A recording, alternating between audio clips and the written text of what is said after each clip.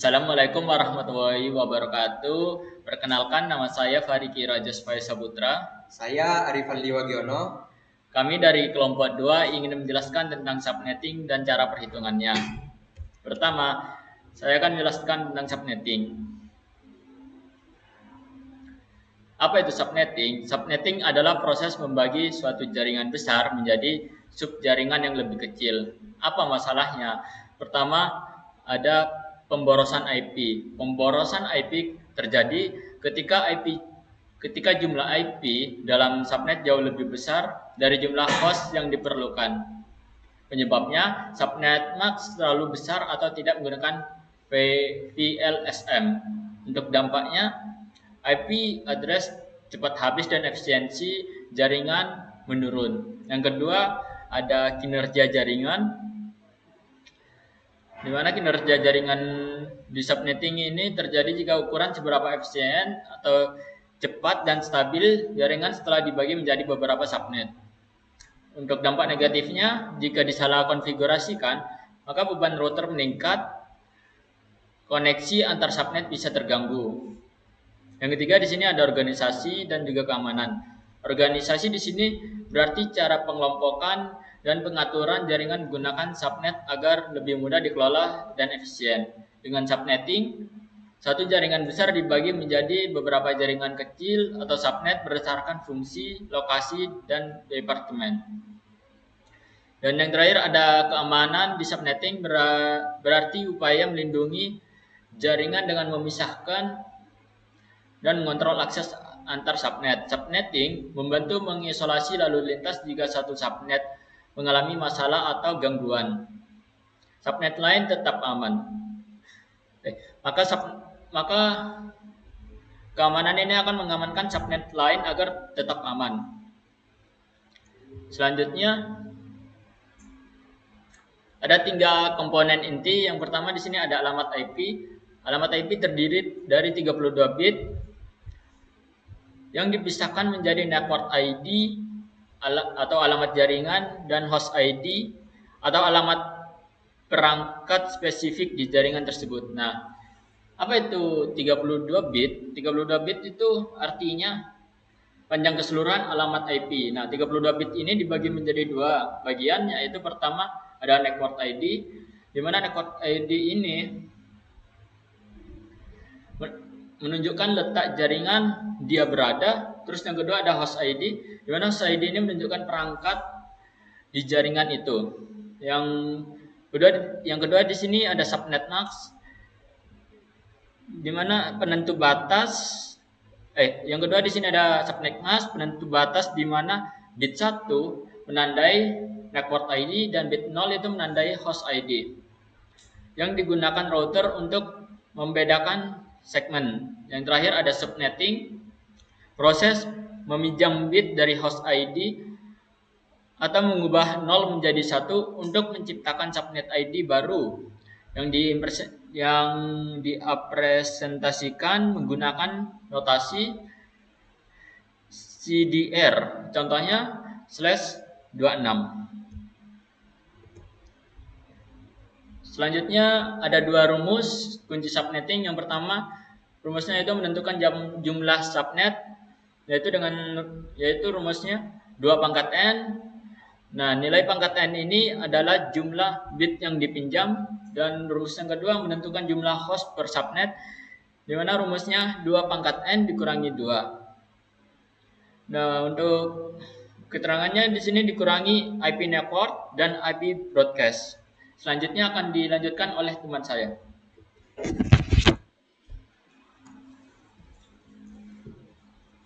Nah, baik, di sini ada studi kasus untuk membagi jaringan kelas C. Jadi ada suatu yayasan sekolah ingin membagi jaringan utama mereka di alamat 192.168.5.0 dengan subnet mask atau CIDR 24 untuk 3 kebutuhan utama, dan setiap gedung dapat terhubung. Jadi di sini ada 3 kebutuhan. Yang pertama ada gedung siswa. Gedung siswa butuh 90 PC. Gedung staff membutuhkan 55 PC. Jaringan server membutuhkan 12 PC. Jadi yang awalnya alamat alamat jaringan awalnya itu 192.168.1.5.0/24 ini akan dirubah gitu dengan kebutuhan subnet minimal 3 subnet. Nah, cara perhitungannya gini. Kan di gedung siswa butuh 90 IP. 90 IP. Nah, maka di sini kita cari dua pangkat berapa yang mendekati apa? Yang ada di atasnya kebutuhan IP tersebut gitu. Kan di sini ada 90. 90 berarti kita dapat menggunakan 2 pangkat 7 atau 2 pangkat 8. Nah, demi efisiensi maka kita menggunakan pangkat yang lebih kecil aja. Di sini 2 pangkat 7, di sini hasilnya 128. Nah, di sini ada total IP 128 dan IP host di sini 126. Nah, maksudnya 126 ini gimana? IP host adalah IP yang dapat digunakan oleh perangkat lain gitu. Bukan termasuk dalam jaringannya tersebut. Nah, di sini ada 3 sebenarnya. Ada IP host, IP network dan juga IP broadcast. Di IP network ini adalah IP terbawah dari sebuah jaringan kita. Contohnya berakhiran dengan 0 atau berakhiran dengan 128 atau berapa gitu. Nah, itu fungsinya adalah untuk mengenalkan jaringan kita itu jaringan apa. Terus ada IP broadcast. Nah, IP broadcast ini adalah ibaratkan Pak RT yang menyebarkan informasi-informasi kepada warga-warganya gitu. Dan di sini ada subnet mask. Ini 256 ini didapat dari mana? Nah, jadi 256 ini adalah didapat melalui oktet. Kan pada IP itu ada 4 oktet. Yang pertama, oktet kedua, oktet ketiga, dan oktet keempat. Nah gitu.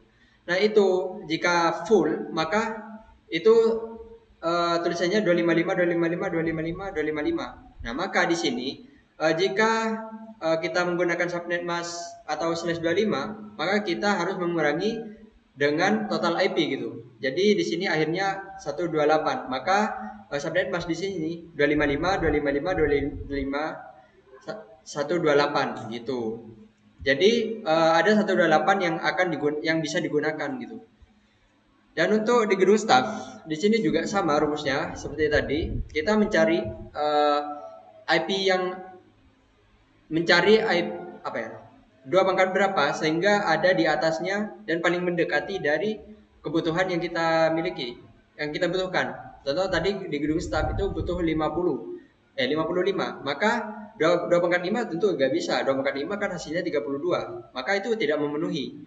Maka di sini menggunakan 2 pangkat 6. Di sini hasilnya 64. Untuk IP hostnya ini sama, dikurang 2, dikurang IP network dan juga IP broadcast, hasilnya 62 IP yang dapat digunakan. Terus subnet masknya sama juga, 256 dikurangi 64, dikurangi total IP gitu.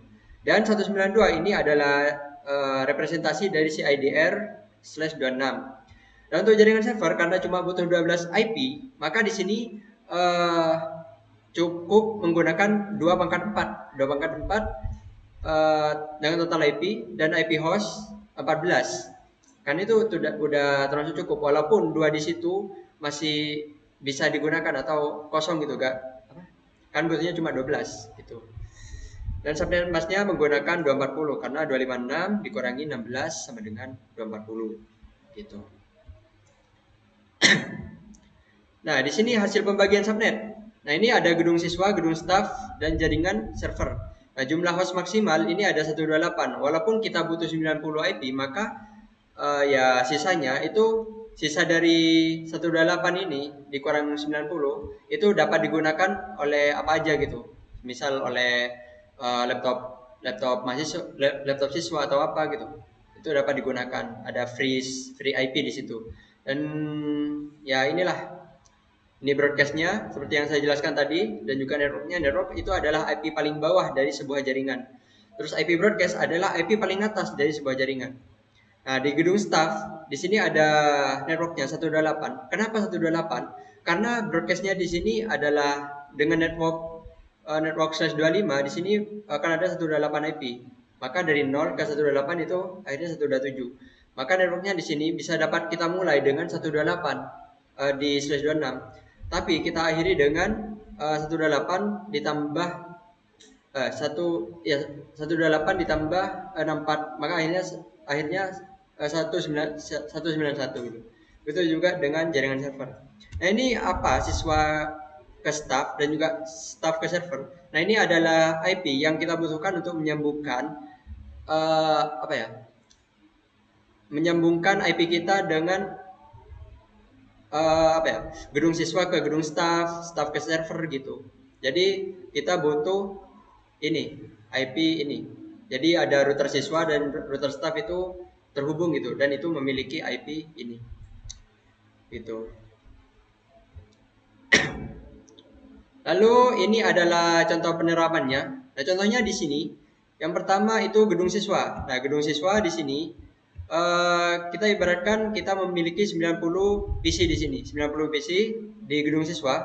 Ini menggunakan 192.168.5.0/25. Ini ada 128 IP, total IP dan 126 IP host. Dan ini menghubungkan ke gedung staff. Gedung staff menggunakan IP 192.168.5.208/130. Nah, jadi IP yang di router di gedung siswa yang terhubung ke gedung staff ini IP-nya adalah 209, dan IP yang gedung staff ke gedung siswa ini adalah 210 gitu. Akhirnya /30 untuk penghubung supaya gedung siswa ke server ini dapat terhubung, atau gedung siswa ke staff ini dapat terhubung juga. Begitu juga dengan gedung staff. Gedung staff di sini ada 1/28 karena networknya adalah 128. Dan ini staff ke jaringan adalah 213 dan ini 214 di sini. IP di sini. IP penghubung antar router. Dan karena di jaringan server ini cuma butuh 12 IP, maka di sini menggunakan akhiran 192 dengan /28.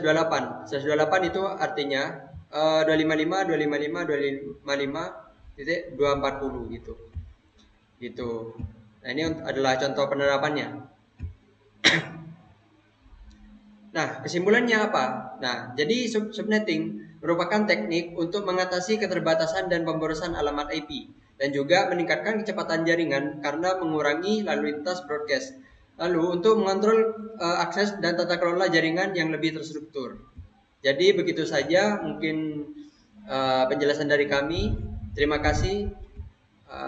Assalamualaikum warahmatullahi wabarakatuh.